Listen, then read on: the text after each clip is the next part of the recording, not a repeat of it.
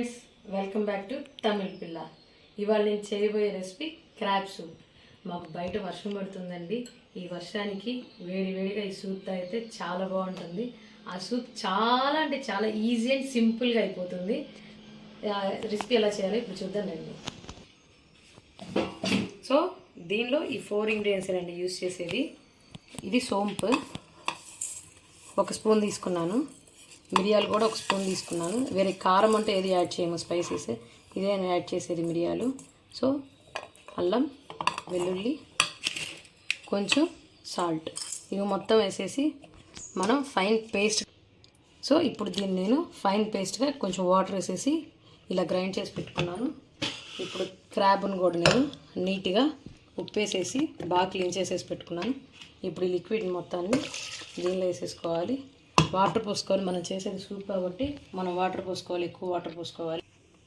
So ఇప్పుడు దీనిలో నీళ్ళు యాడ్ చేసుకున్నాను. కొంచెం లైట్గా పసుపు వేద్దాం. పసుపు యాంటీబయాటిక్ కదా.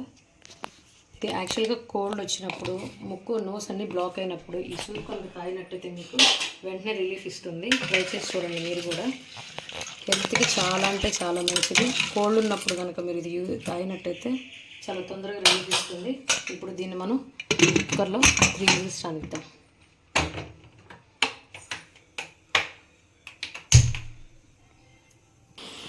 సో 3 విజిల్స్ వచ్చాయండి, చూద్దాం రండి.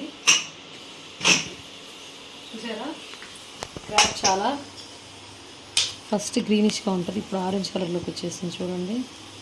సో దీనిలో కొంచెం మనం ఇప్పుడు కొత్తిమీర యాడ్ చేసుకుందాం. కొత్తిమీర యాడ్ చేసుకొని సర్వ్ చేసుకుందాం. బౌల్లో తీసుకొని సర్వ్ చేసుకుందాం. 1. సో ఈ రైనీ సీజన్లో ఈ సూప్ ట్రై చేయండి, చాలా అంటే చాలా బాగుంటుంది. కూల్ క్లైమేట్కి హాట్గా ఈ క్రాబ్ సూప్ ట్రై చేయండి. కోల్డ్ ఉన్న వాళ్ళకి కూడా ఒక రెమెడీ లాగా పనిచేస్తుంది క్రాబ్ సూప్.